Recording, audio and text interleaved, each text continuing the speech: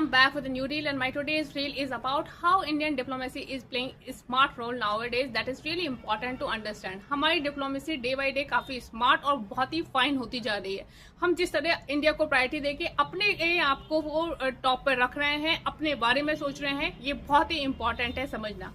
यदि मैं बात करती हूँ इंडिया की, तो आप देख सकते हैं कि हम हमेशा से पीसफुल सिचुएशंस को मेंटेन करने के सपोर्ट में रहे हैं, या हम हमेशा से अपने नेबर कंट्रीज को सपोर्ट करने के फेवर में रहे हैं.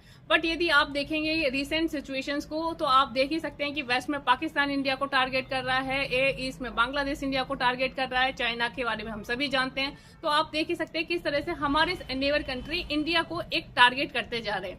रिसेंटली हमारे डिफेंस मिनिस्टर राजनाथ सिंह ने एससीओ डिक्लेरेशन लेटर पे साइन करने से बिल्कुल मना कर दिया. उन्होंने कहा कि ये लेटर टेररिज्म के इशू को डाइल्यूट करता है और ये हमारी रीजनल सिक्योरिटी के लिए एक बहुत बड़ा खतरा हो सकता है. So we are taking hard step in international diplomacy, क्योंकि आज के टाइम में ये इंडिया की बहुत बड़ी नीड है.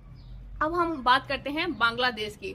जिस तरह से बांग्लादेश इंडिया को हमेशा टारगेट कर रहा है काफी लंबे समय से, आप देख ही सकते हैं जब से शेख हसीना की सरकार वहां से हटी है सत्ता से, मोहम्मद यूनुस जिनका की झुकाव काफी पाकिस्तान और चाइना की तरफ रहा है, हम सभी देख चुके हैं इसकी लेकर.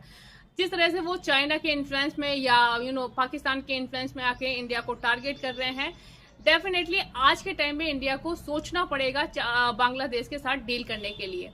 बांग्लादेश के साथ हमारी गंगा वाटर ट्रीटी रही है, जो कि काफी लंबे समय से ये ट्रीटी रही है. आप देख सकते हैं 1996 12 दिसंबर 1996 को एचडी देवेगौड़ा और शेख हसीना ने ये ट्रीटी करी थी, और इतने लंबे समय से हम इस ट्रीटी को उनकी शर्तों के अकॉर्डिंग मानते आ रहे हैं, जो कि बहुत ही एक कोऑपरेटिव बिहेवियर रहा है इंडिया का, क्योंकि हम हमेशा से अपने नेबर कंट्री को एक सपोर्टिव वे में लेके चलना चाहते हैं.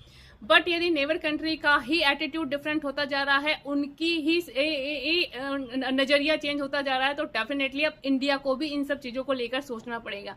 रिसेंटली इस ट्रीटी को रिन्यू करना है 2026 में, और हमारे गवर्नमेंट ऑफिसर्स ने ये चीजें क्लियर करी है उनको कि ये ट्रीटी उसी कंडीशन पे नहीं होगी जो कि पहले हुआ करती थी.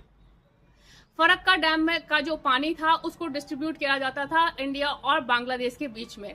इसके पीछे एक कैलकुलेशन थी जिसके बेसिस पे ये वाटर डिस्ट्रीब्यूट करा जाता था. इसमें ये था कि यदि 70,000 क्यूसेक वाटर है, तो इस पानी को हम क्या करते थे कि 35 इंडिया और बांग्लादेश में डिस्ट्रीब्यूट करते थे. यदि 70 to 75 के बीच में है तो हम 35 बांग्लादेश को करते थे, रिमेनिंग वाटर इंडिया के लिए करते थे. यदि 75,000 क्यूसेक से ज्यादा है तो हम इसमें 35 बांग्लादेश को कर देते हैं, बाकी इंडिया के लिए रहता है. बट जो रियल सिचुएशन है उसके अकॉर्डिंग बात ये होती है कि इसमें 75,000 से ऊपर तो कभी होता ही नहीं है. मतलब हमारे को मिनिमम वाटर ही यूज करना पड़ता है. तो हम कितने समय से ये सेक्रीफाइस करते आ रहे हैं कि हम कम पानी लेके अपना काम चला रहे हैं, और उनको 35,000 क्यूसेक वाटर दिया जा रहा है, जो कि एक बहुत बड़ी थ्रेट होती जा रही है इंडिया के लिए.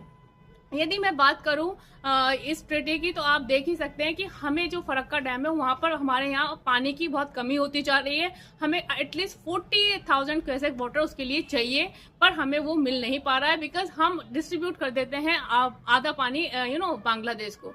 सो it's high time for India to think about it, क्योंकि हमें अपने वाटर को अपने लिए यूज करना बहुत ही इंपॉर्टेंट है. और आप देख सकते हैं वहीं एनटीपीसी का जो प्रोजेक्ट है उसमें भी पानी की कमी हो रही है. वहाँ के जो किसान हैं उनको पानी की कमी हो रही है. हम इतना पानी उनको बांग्लादेशियों को दे रहे हैं, लेकिन हम अपने यहाँ पर ही सफर कर रहे हैं बिकॉज ऑफ वाटर. तो ये सारे सिचुएशन को देखते हुए गवर्नमेंट ने डिसाइड करा है कि 2026 में जब इस ट्रीटी को रिन्यू करेंगे, तो हम जो प्रीवियस टर्म्स एंड कंडीशन थी उसके बेसिस पर नहीं करेंगे, हम उन बेसिस पे करेंगे जो इंडिया के लिए फेवरेबल होती हैं.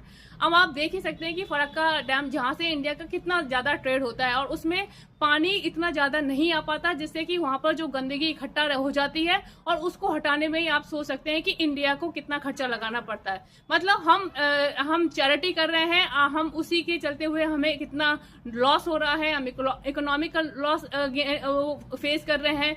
आप समझ ही सकते हैं कि ये सारी सिचुएशन इंडिया के लिए टफ होती जा रही है, और वो भी ऐसे कंट्री के लिए जो हमारे अगेंस्ट में स्टैंड ले रहा है. तो अब टाइम है इंडिया के लिए ऐसे सिचुएशंस के बारे में सोचने का जो कि इंडिया के लिए एक बड़ी थ्रेट बनती जा रही हैं। ऐसे कंट्री या ऐसे मेंटेलिटी के लोग जो इंडिया को टारगेट करते हैं, इंडिया से बेनिफिट लेते हैं। आपने देखा ही होगा कि टर्की को हम लोगों ने किस तरह से सपोर्ट करा था कोरोना के टाइम पर, वैक्सीन जहां पर उस समय वैक्सीन वगैरह मेडिसिन प्रोवाइड नहीं की जा रही थी, पर इंडिया ने आउट ऑफ ट्रैक जाके किस तरह से नेबर कंट्रीज की हेल्प करी थी। वहीं टर्की का जो एटीट्यूड रहा है ऑपरेशन सिंदूर या इंडो वार के टाइम पर, वो हम सब देख चुके हैं। तो चीजें बहुत कुछ क्लियर हो चुकी हैं। इस सिचुएशन में हमने काफी कुछ एनालाइज करा है कि किस तरह से कंट्रीज किस तरह से काम करते हैं वर्ल्ड में। तो डेफिनेटली अब हाई टाइम है इंडिया को अपने बारे में सोचने का, और हम डेफिनेटली उसी पर काम कर रहे हैं। We are taking India on a priority and that really matters for everyone. So what do you guys think about it? Suggest me your thought. Bye bye. Have a nice time.